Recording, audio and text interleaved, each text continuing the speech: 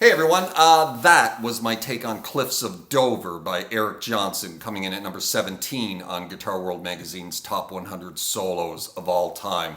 Now, I'm not going to say a whole lot about this one right at the moment because in the next few days I'm planning on doing a full analysis video of Cliffs of Dover in its entirety now that it's still fresh in my head. I'm going to take it apart piece by piece, explain all the different techniques used to play it, and run through some of the more difficult aspects of it.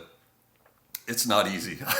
One could use it as a tutorial as well, I suppose, because I'm going to be picking it apart and going through each part slowly.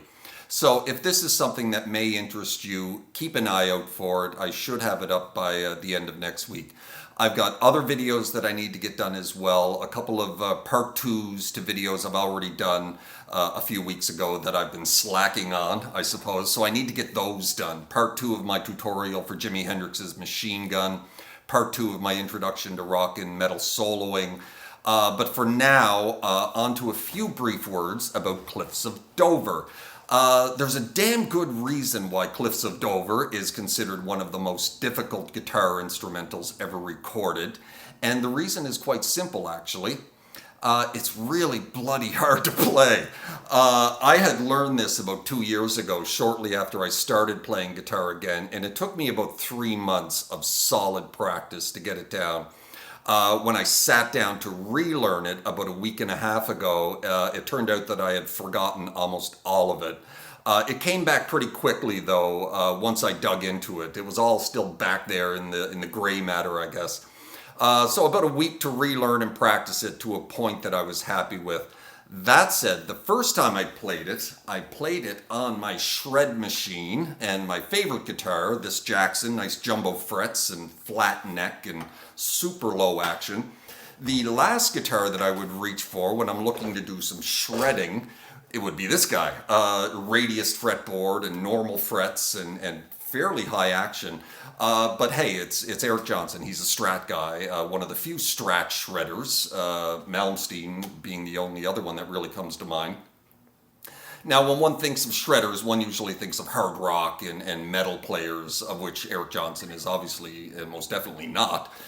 Johnson developed an entirely new and original form of shredding, kind of like Texas shred, I guess one could call it, melding tones and techniques and musical styles such as rock and jazz and blues and even country into his playing.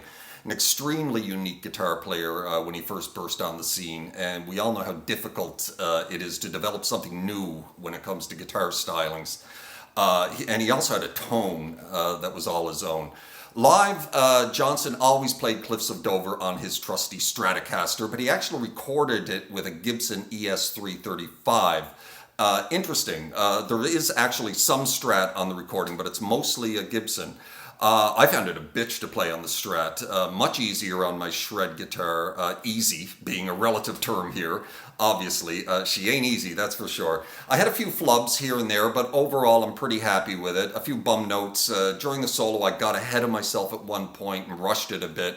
If you know this solo inside out, you may notice, hopefully not. And at the very end, I failed to stick the landing. That final lick is so bloody fast and complicated. I lagged on it for a split second and missed the ending cymbal shot. Oh well, but you know, perfection on this one is really hard to come by. I did my best on this Strat with fairly high action.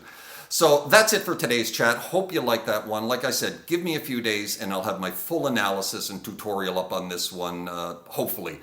I'm really looking forward to doing it and picking this one apart. So you guys take care of yourselves. Hope you're all well in your little guitar corner of the world as usual.